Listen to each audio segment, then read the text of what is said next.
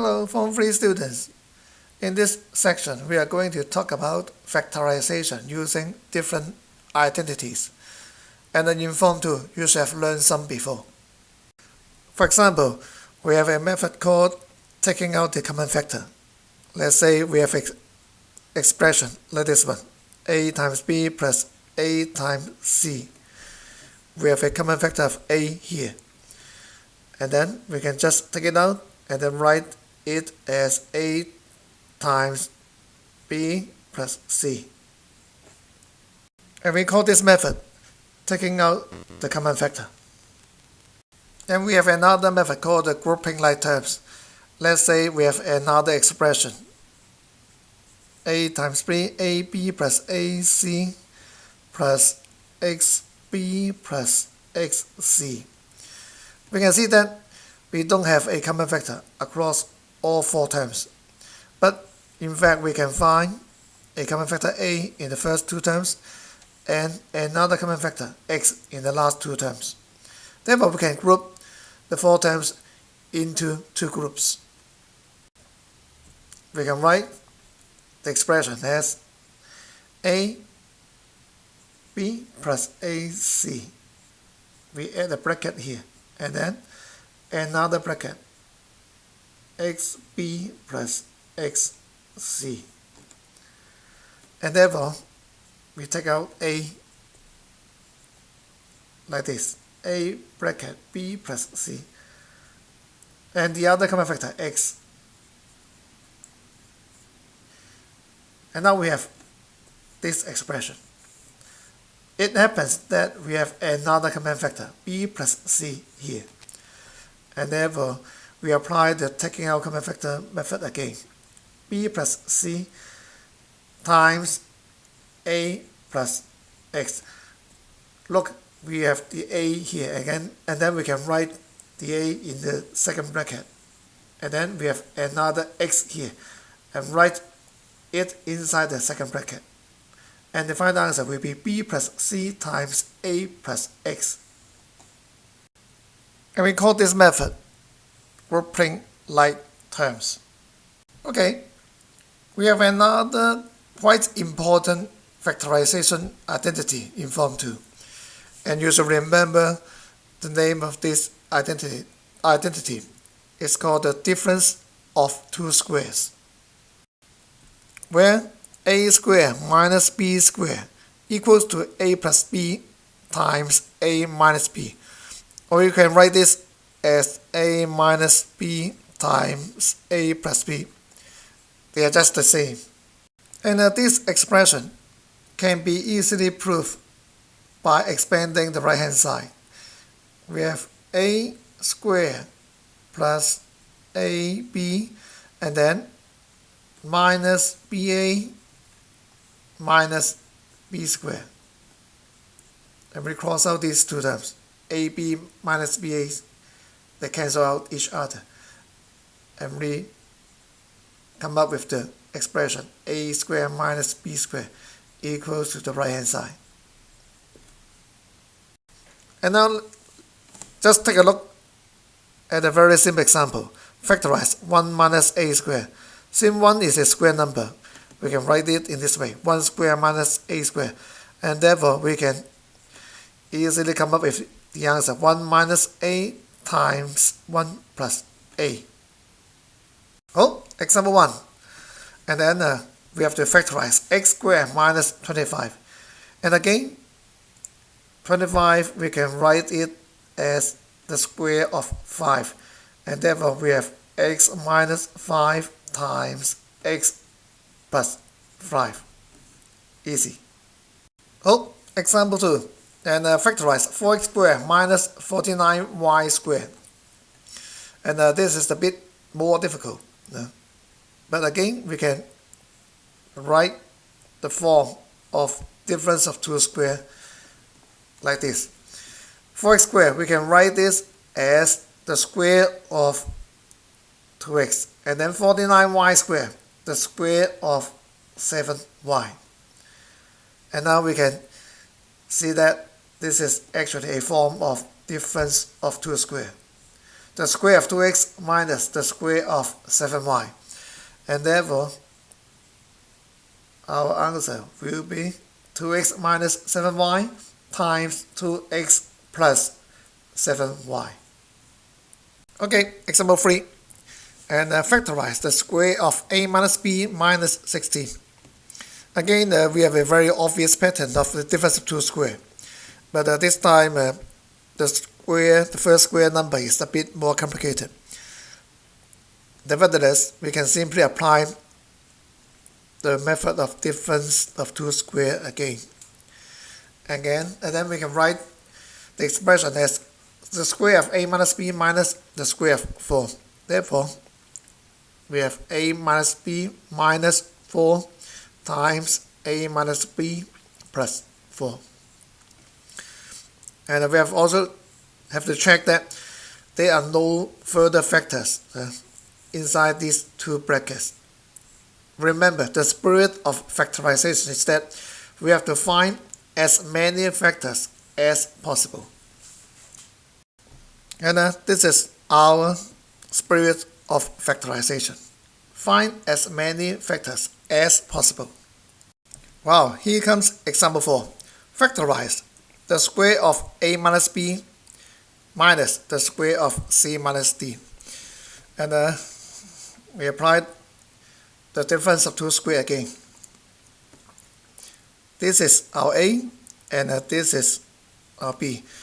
We have a minus b times a plus b. Therefore, the first factor will be a minus b minus c minus d. And then we add another bracket outside. And the second factor will be a minus b plus c minus d. And of course, we have to simplify these two factors. Just expand or remove the bracket. A minus b minus c. And then we have to be careful about the change of the minus sign. We have minus minus d, minus d. And therefore we have plus d here. And the second factor will be a minus b plus c minus d. And then this is our final answer, since we cannot find any further factors inside these two factors. And now we have example 5. Factorize 2x squared minus 32. And it happens that 2x squared is actually not a square number, and so the 32. 32 is not a square number. Therefore, we cannot directly apply the difference of two square method here. Therefore, we have to try some other methods, such as taking out common factor or grouping like terms. And we cannot apply difference of two square here. At least up to this moment, we cannot do that. But what about taking out common factor? Well, it happens that we have a common factor of 2 here. Therefore, we can just use this. Take the 2 out, and then we have 2 times x squared minus 16. And now we have the form of difference of two squares, x squared minus 16.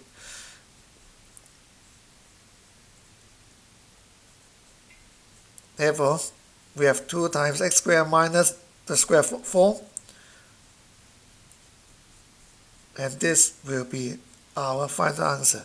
2 times x minus 4 times x plus 4. And now we have some kind of strategy in tackling this type of questions, because we have to apply all the methods we have learned in Form 2 and Form 3. And in fact, the order of using these methods actually depends on the question. And there's no fixed order. And we have to learn from our experience.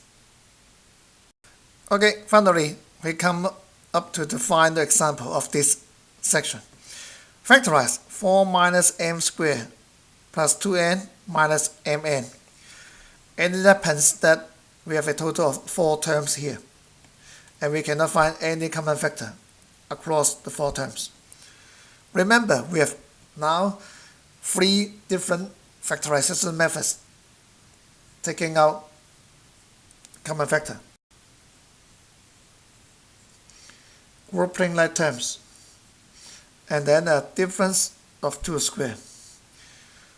And the order of applying these methods, it actually depends on the question. For example, in this question, we can see that 4 minus m squared is a form of difference of 2 square. And 2n minus mn, we can find a common factor of n here.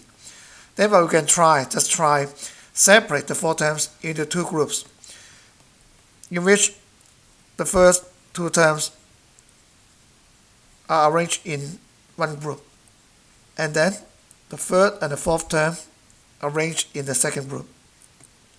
Therefore, in the first group, we can apply difference of 2 square. 2 minus m times 2 plus m. In the second group, we take out the common factor n. N times 2 minus m. And we are lucky. In this case, we have the factor 2 minus m here. Therefore, we can write 2 minus m times 2 plus m. We have a term 2 plus m left behind in the first group, and then plus n left in the second group. We can see that plus n comes from here. And we can see that we cannot find any further factors in the answer. Therefore, this will be our final answer. But you may ask, in separate the 4 terms into 2 groups, why choose the first and the second, and then the third and the fourth into 2 groups? Why not we choose the first and the third term as one group, and then the second and the fourth term as another group? In fact, we can do an experiment. Let's try. 4 plus 2n minus m squared minus mn. Again, we can add a bracket here. Minus m squared plus mn, since we have a minus sign before the bracket. Therefore, this minus sign should change to a plus sign. And now we can apply, taking out common factor in the first group, 2 plus n minus. And at the same time, we can take out the common factor m in the second group. And we have m times m plus n. And it happens, we reach a dead end. We can do nothing here, since we have no common factor, no grouping like terms, and no difference of 2 square. And therefore, this method, this grouping method, does not work for this question. And of course, you can try grouping the first term and the fourth term and the second term and third term into 2 groups. Let's just try again. 4 minus mn minus m squared plus 2n. We separate them into 2 groups. Again, we have minus bracket m squared minus 2n, since we have a minus sign before the bracket. And again, we reach another dead end. We have no common factor, no grouping like terms, and no difference of 2 square. And therefore, our strategy of grouping, in fact, there are several ways to group 4 terms. We can choose the first term and the second term as one group, and then the third and the fourth for another group. And then the second way will be the first and the third, and the second and the fourth term. And lastly, the first term and the fourth term, and the second term and third term as another group. And in fact, different questions will use different strategy of grouping. We have to try one by one. Sometimes we may need to select the first and the third term, and then the second and the fourth term as 2 groups. And sometimes we may need this one too. And it happens that this question, choosing the first and the second term as one group, the third and the fourth term as another group. It just works fine.